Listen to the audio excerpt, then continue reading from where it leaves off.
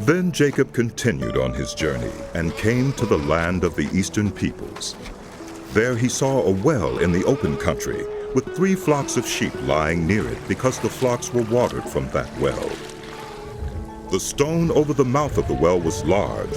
When all the flocks were gathered there, the shepherds would roll the stone away from the well's mouth and water the sheep. Then they would return the stone to its place over the mouth of the well.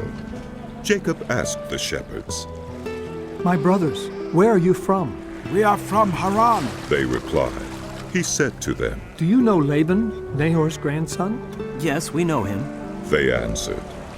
Then Jacob asked them, "Is he well?" "Yes, he is." they said.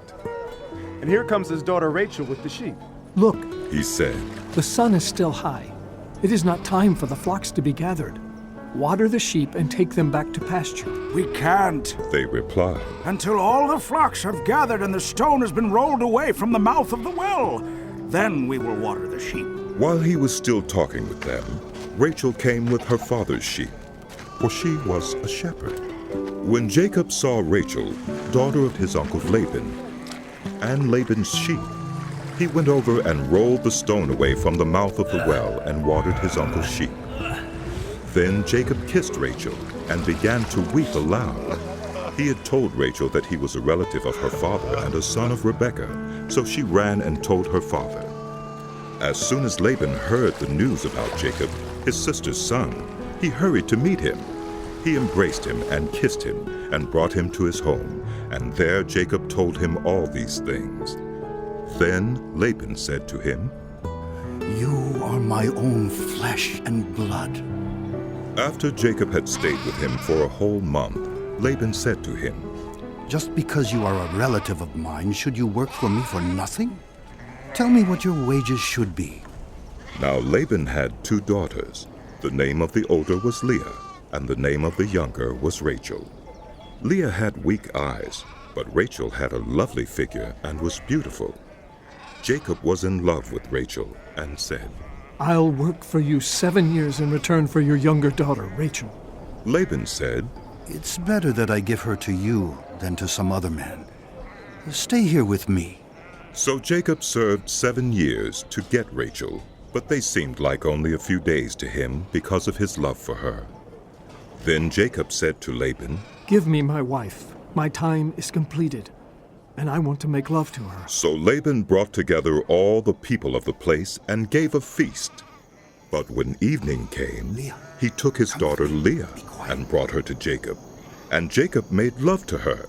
And Laban gave his servant Zilpah to his daughter as her attendant. When morning came, there was Leah.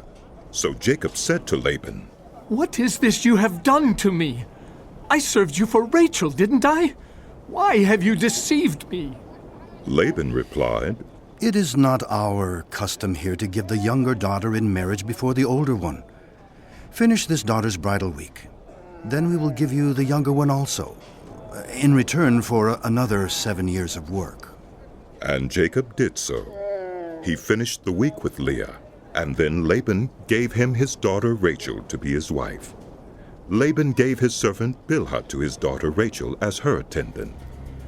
Jacob made love to Rachel also, and his love for Rachel was greater than his love for Leah, and he worked for Laban another 7 years. When the Lord saw that Leah was not loved, he enabled her to conceive, but Rachel remained childless. Leah became pregnant and gave birth to a son. She named him Reuben, for she said, "It is because the Lord has seen my misery. Surely my husband will love me now." She conceived again, and when she gave birth to a son, she said, "Because the Lord heard that I am not loved, he gave me this one too." So she named him Simeon. Again she conceived, and when she gave birth to a son, she said, "Now at last my husband will become attached to me, because I have borne him 3 sons." So he was named Levi. She conceived again, and when she gave birth to a son, she said, "This time I will praise the Lord." So she named him Judah. Then she stopped having children.